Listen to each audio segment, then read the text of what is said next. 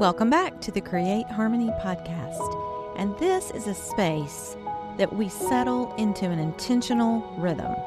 We slow our minds down, we soften our bodies, and we try to remember that peace isn't something you find, it's something that you practice.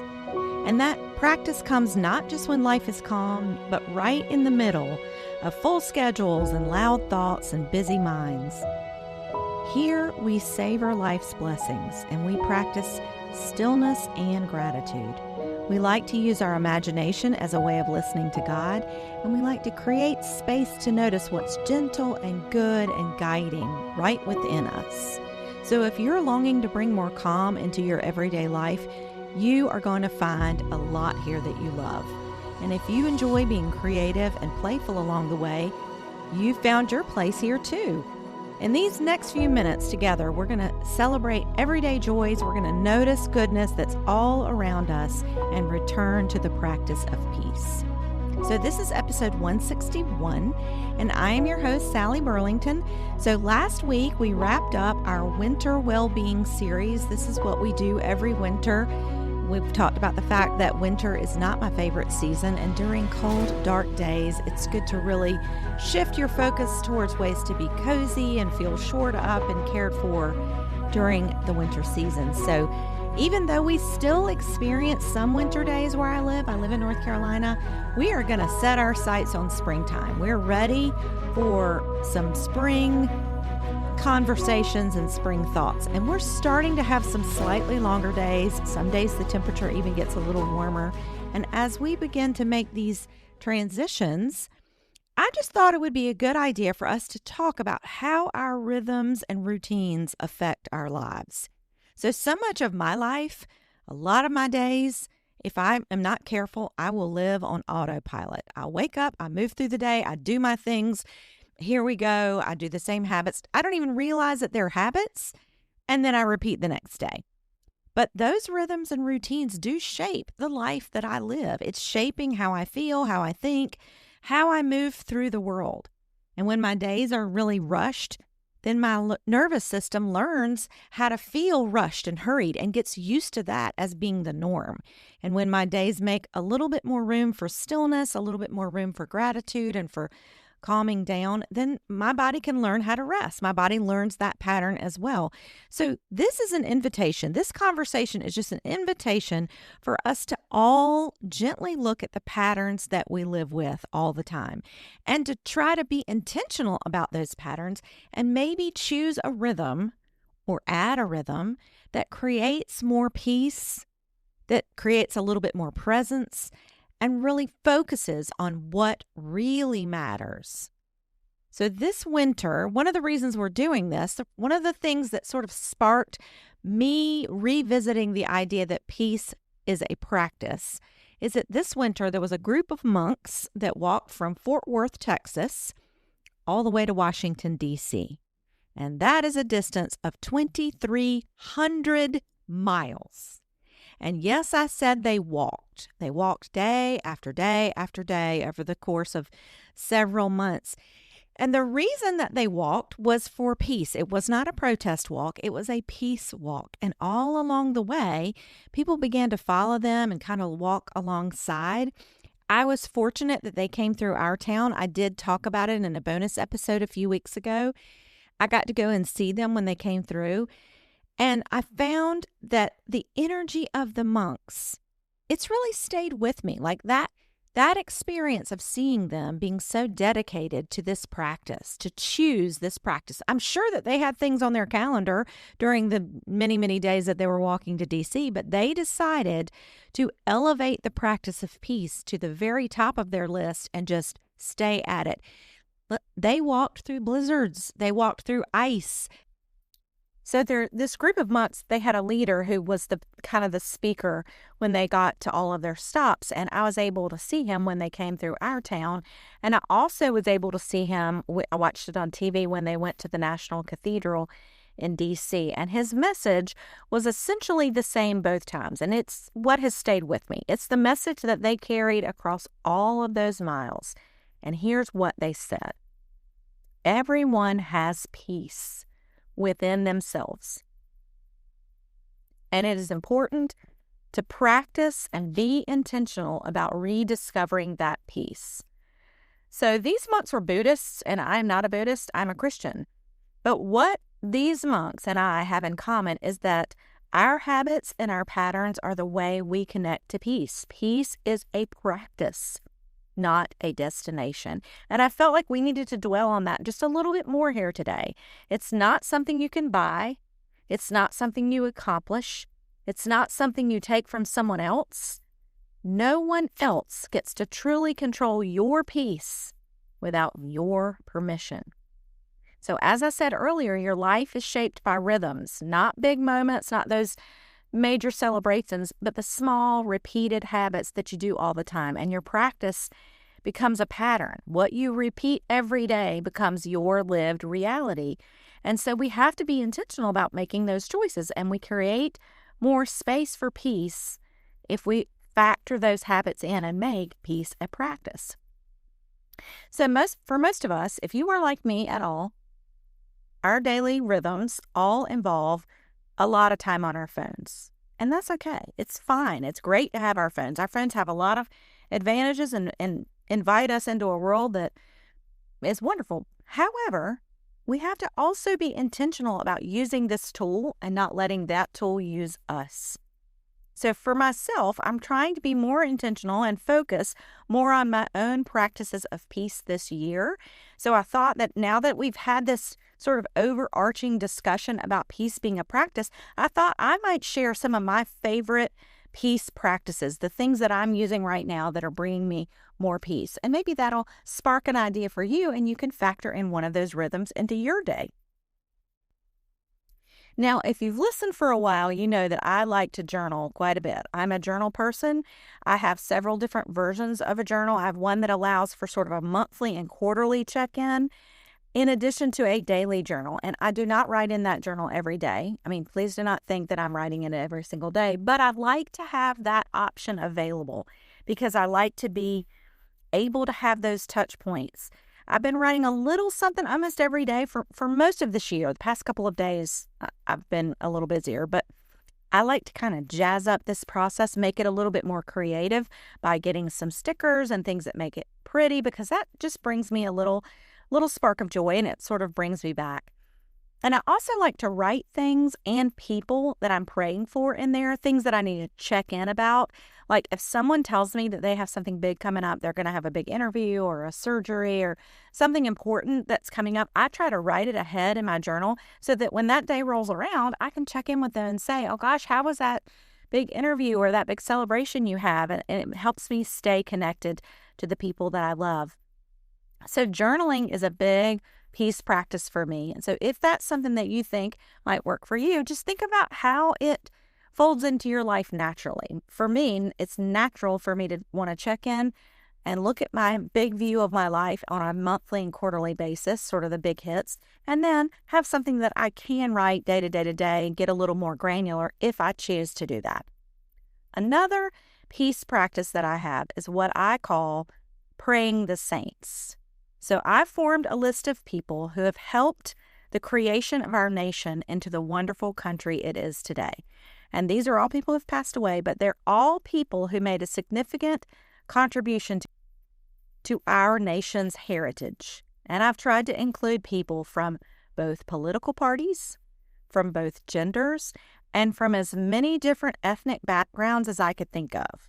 So I've tried to compile this list. They're not all, some of them are politicians. They're not all politicians. Some of them are people that were famous for other reasons. So I've compiled the list and I printed it out on a sheet and I put it at the front of my journal. So then I take time, I put in my calendar some time for me to sit down and sort of connect back to those people, call to them, and help them intercede and guide us. Sort of the energy that they brought forth when they were on this earth. I want them to intercede and help us make choices for our future. I call to them to help us understand each other better. I ask them to help us learn how to respect one another more deeply. And I just connect with the energy that they imparted when they lived on this earth. And now these are people like Rosa Parks and Barbara Bush and Eleanor Roosevelt. I mean, all different kinds of people. But I just feel like each of them made a significant contribution, and I try to reconnect ourselves and our national psyche to that energy.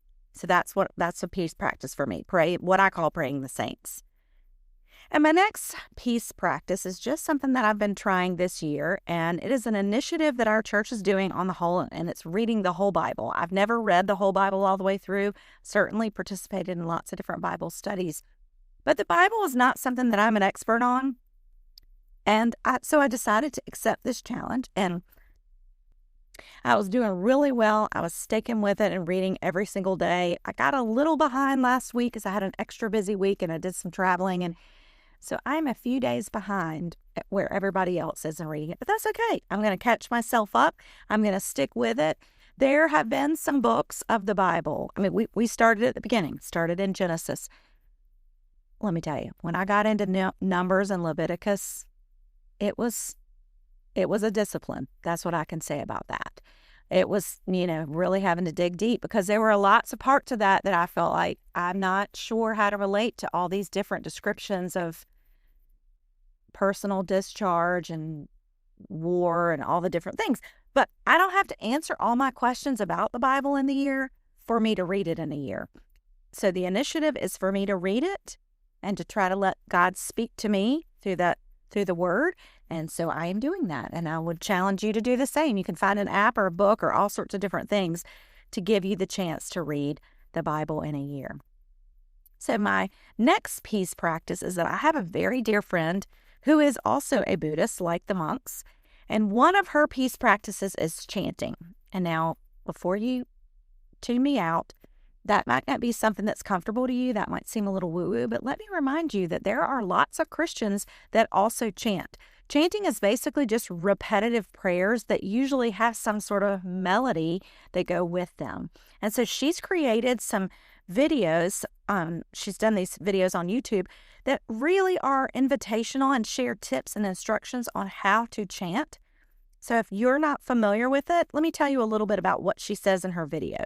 And I'm going to be including some of her videos in my upcoming newsletters and talking about this a little bit more because I think she does a great job of inviting everyone into the experience. So she teaches you how to chant the Om sound, like A-U-M, Om. And Om in Eastern traditions is used as a vibrational practice. It's a way to settle your body and kind of focus your mind. It's most similar, we as Christians or Jewish people can relate to it in our most similar way by thinking about the word amen. Amen is a spoken word of trust. It's a way of saying this is true or so be it, may it be so, which is something that I like to say a lot. So she does an excellent job of making this practice accessible as a way of connecting to what she calls your heart of hearts. So I've been listening to her videos and chanting the Om sound with her as a way of centering myself and bringing my energy back to a more centered and calm place. And it has really been a very deep peace practice and helped me connect with God, the God that is within me and the God that lies within everyone else. So if you want to learn more about that, and I'm going to include at least one of her videos in an upcoming newsletter. So if you're not already a subscriber to our newsletter, you can go to mycreateharmony.com and subscribe, and you can be looking for that. Maybe you want to add that into your peace practices. Now, if you've been around for a while, you've heard me talk about the fact that I like meditation and contemplative practices. I'm really into cozy habits, and especially those, my favorite kinds of cozy habits is something that combines beauty and creativity with some time to think and process. That's how it becomes a contemplative practice. And I'm not going to go through all of my cozy habits here, but I will mention that I am super big fan of a jigsaw puzzle. And this winter, I've been going all out on my puzzling. I love to put together a puzzle. I've gotten myself some new ones, and we've had several big snowstorms, and just being inside and doing my puzzles during the snow has been great. This is how it works for me. I've said before, I have a puzzle table. It has a view out a window, and I'm able to just sit there and I sort my puzzle pieces into colors. Like at the beginning of when I open a new puzzle, I sort into a tray of edge pieces, and then I have a tray of, pink or purple or yellow or whatever the colors that are in the puzzle predominantly. I sort them into different things. I prefer a 500-piece puzzle, one that is in the category of medium hard, so it's not like super, super challenging, so that it allows me the headspace to also think and process things.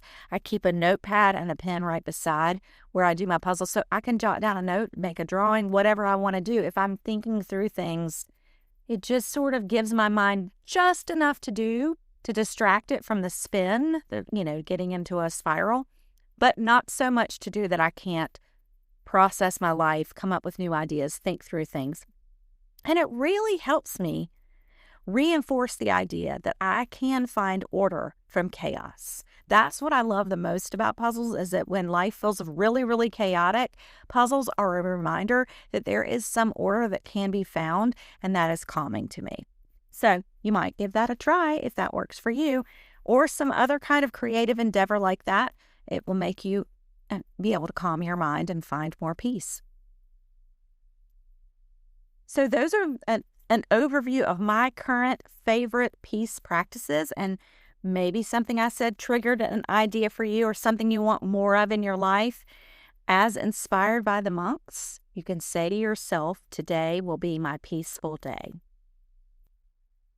So for our closing today, I'm going to give you a blessing, and this blessing is from the book of Numbers, so it's part of the Bible reading that I've been doing.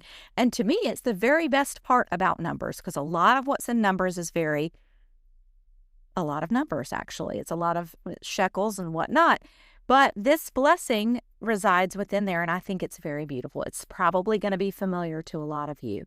And the blessing goes,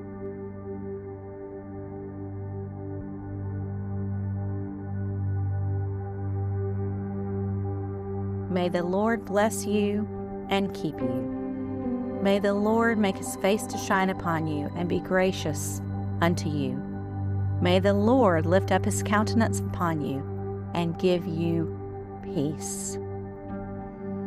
May it be so.